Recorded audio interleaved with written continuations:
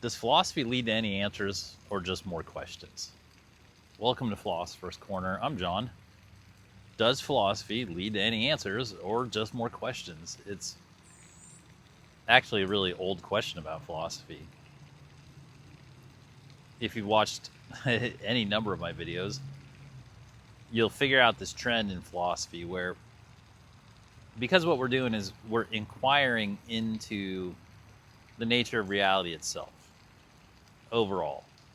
That's what philosophy does. And each discussion we have begins with a certain portion, a certain focus of the reality, right? That's why we can go from ethics, you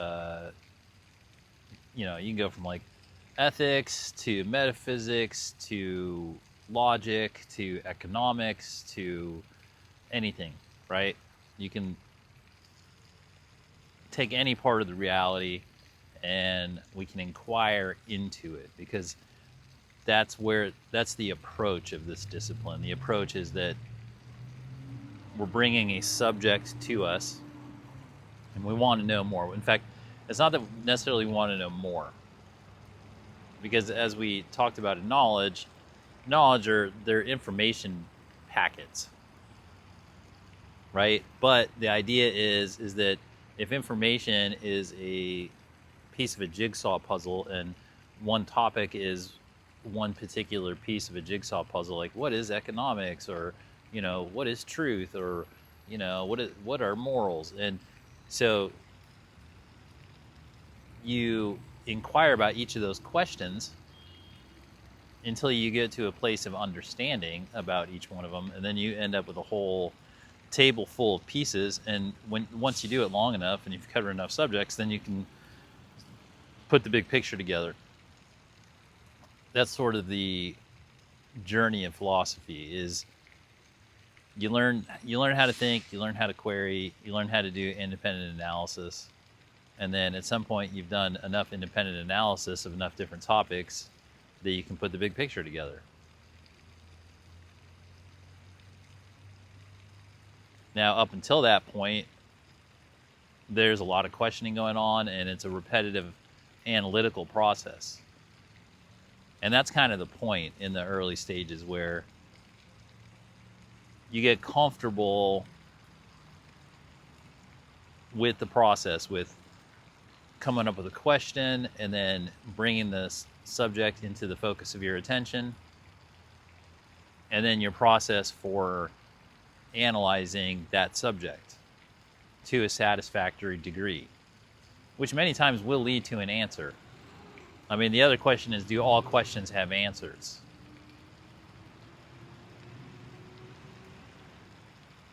And whether or not we answer that yes or no, what we can say is that when we ask a question, we proceed down the path of inquiring or finding out or researching our way to a potential answer. Are we coming to a greater understanding or a growing understanding of the subject matter in the journey? And as long as our methods are good, the answer to that's going to be yes.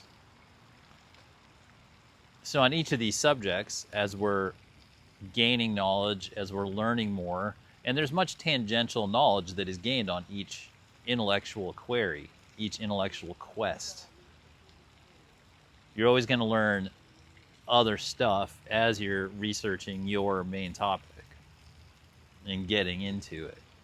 And then when you get to a satisfactory answer or perspective or understanding of a particular subject, and you move on to the next one, as you repeat this process, you'll find unintentionally that as you're exploring these different topics, that they start to link up, that they'll have these tangential things, and that the principles, like you'll notice similar principles and trends as you go along all the different subjects and questions that you subject to your intellectual power. And that's when you can really start to understand your own thought process.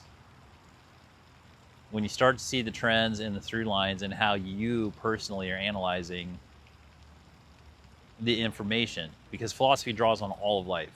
Nothing's off limits. Everything about life is on the table for intellectual analysis when it comes to philosophy, which is why it's a lifelong endeavor. It doesn't leave you. And so at a certain point, when you've done it enough and you start to see the through lines and the trend lines of your own thought process and your own analytical process, especially, those thought processes are validated when you've been coming to clarity. Clarity is kind of a better way to describe the answers you get in philosophy than an answer. Because when typically you say an answer in an intellectual field, what you're really saying is like a math test. Like, oh, is there a final number that I can put and this satisfies this particular equation, right? Well, in philosophy, although there are answers in many fields, there are also not those types of answers in many of the fields.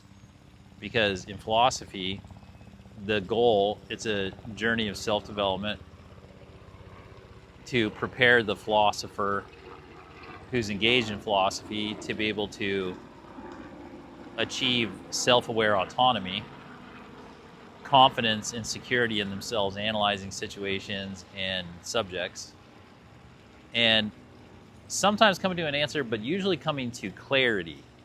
Clarity is really more what if there were like an overall like final goal of the philosophical journey, it's to get to a point where your perspective has achieved clarity.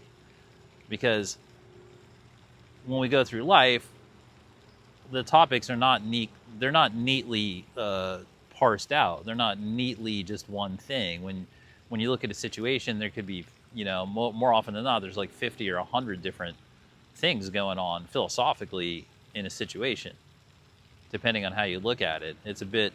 Life is like a diamond where you spin it and it's got all the different facets, and depending on how you look into it, it depends on which facet you're looking into it. So you could walk into a moment and philosophically there could be 100 different things going on or more, depending on how you look at it.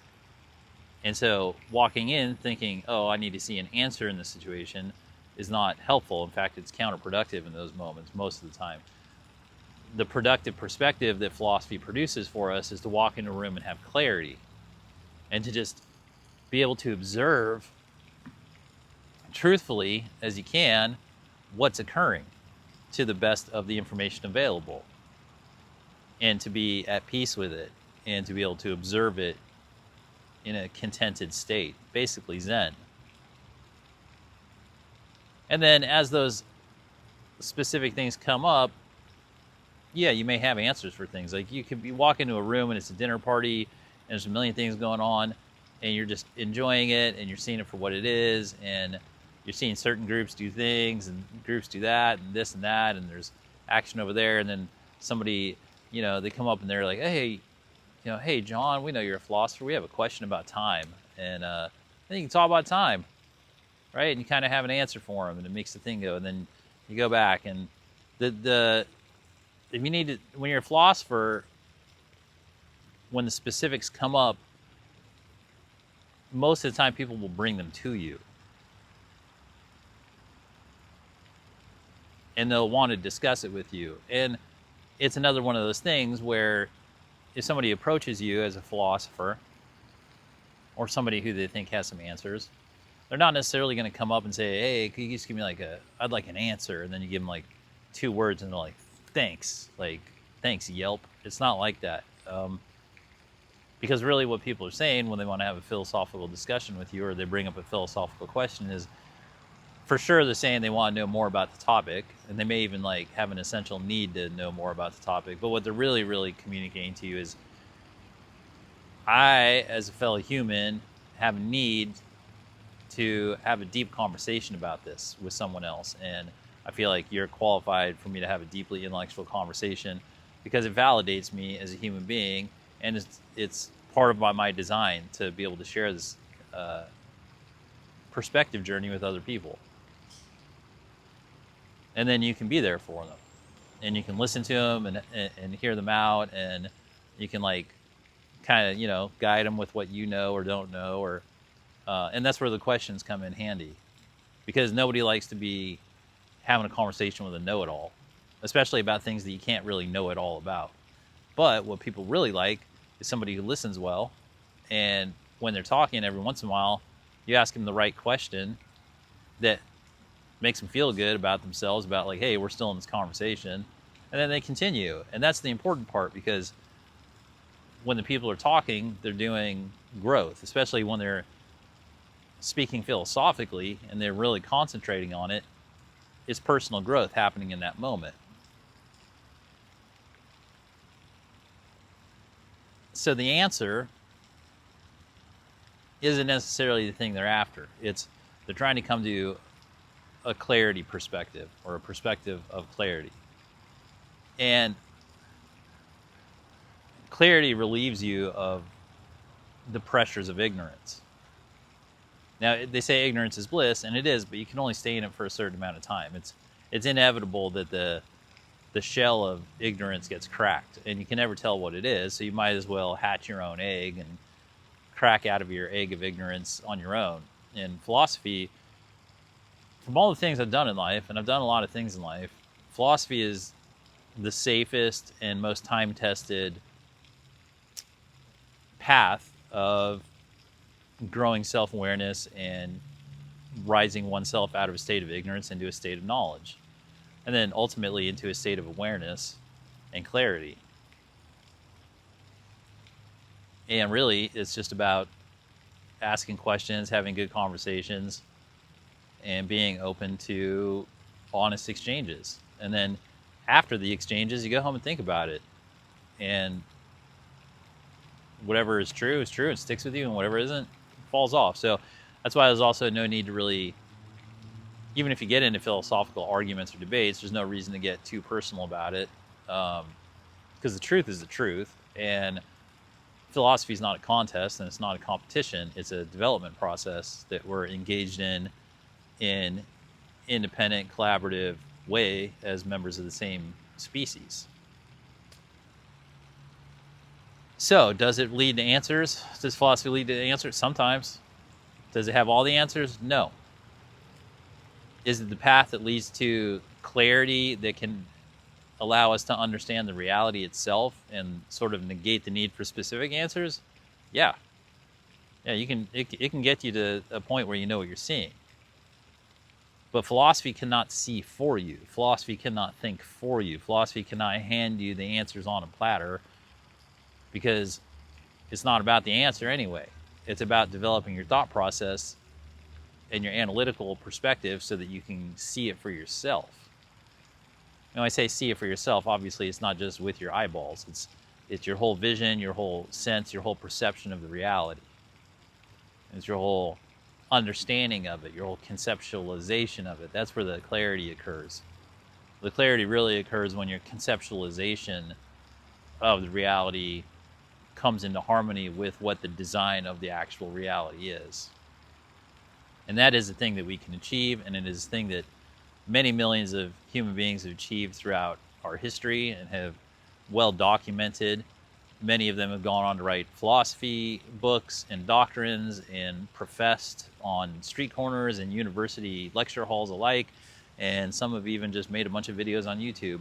But it's a common practice. It cuts across every aspect of human society, across the earth, through time and space. And I think it's one of the most useful and helpful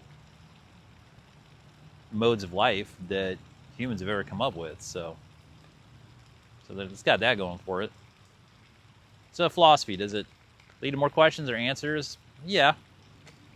But ultimately, if you stick with it long enough, it does lead to clarity. And that is sort of the holy grail of this whole human experience, is to be able to know what you're seeing and know what you're living in. So it's got that going for it.